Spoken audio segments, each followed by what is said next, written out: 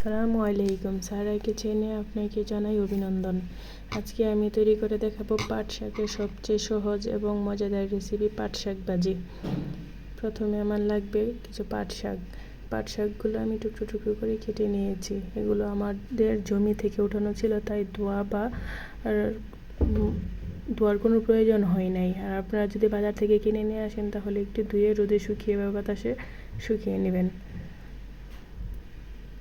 এখানে আমি একটি প্যান গরম করে তাতে পাট শাকগুলো দিয়ে দিলাম। দিয়ে অনবরত নাড়াচাড়া করতে হবে যেন একটা শাক আরেকটা শাকের সাথে লেগে না যায়। লেগে গেলে কিন্তু পাতাগুলো টালা ভালো হবে না। আমি এখানে লবণ বা কোনো কিছু অ্যাড করি নাই, শুধু গরম তাইয়ের মধ্যে টেলে নেব।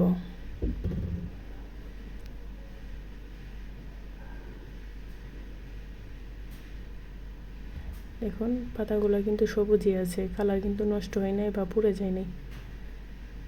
এরপর নামিয়ে নেব। বাকি পাতাগুলো আমি ঠিক একইভাবেই টেলে নেব।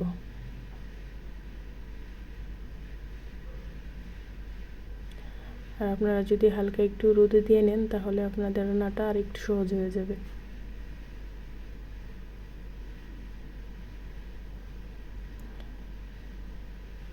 এখন রেগুলার রান্নার তেল দিয়ে দেব। তেল দিয়ে তাতে কিছু শুকনো মরিচ ভেজে নেব, কারণ এই রান্নাতে শুকনো মরিচটা লাগবেই। শুকনো মরিচ ছাড়া খেতে ভালো লাগবে না, তাই প্রথমে আমি মরিচগুলো ভেজে রেখে দিলাম। এখন কিছু পেঁয়াজ কুচি দিয়ে দেব।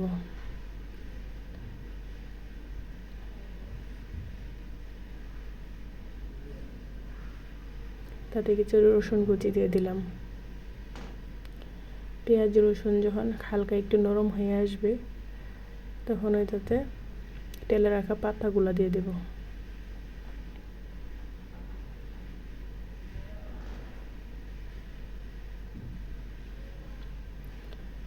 আবার পাতাগুলো দিয়ে অনবরত নাড়াচাড়া করতে হবে।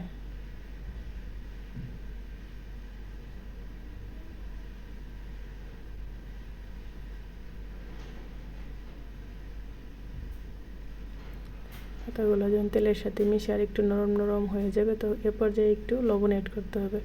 লবণের পরিমাণটা বুঝে দিবেন, বেশি হলে কিন্তু খেতে ভালো লাগবে না।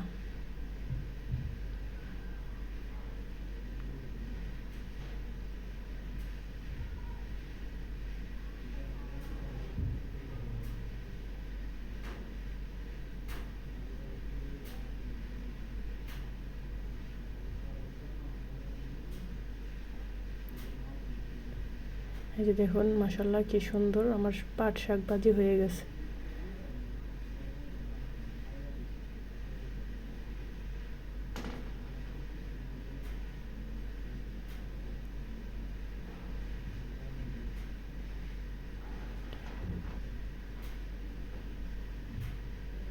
আমার ফুল ভিডিওটা দেখার জন্য আপনাকে ধন্যবাদ। আপনিও একবার বাসায় এরকমভাবে ট্রাই করতে পারেন। দেখেন পাতাগুলো কিন্তু পুড়ে যায় নাই।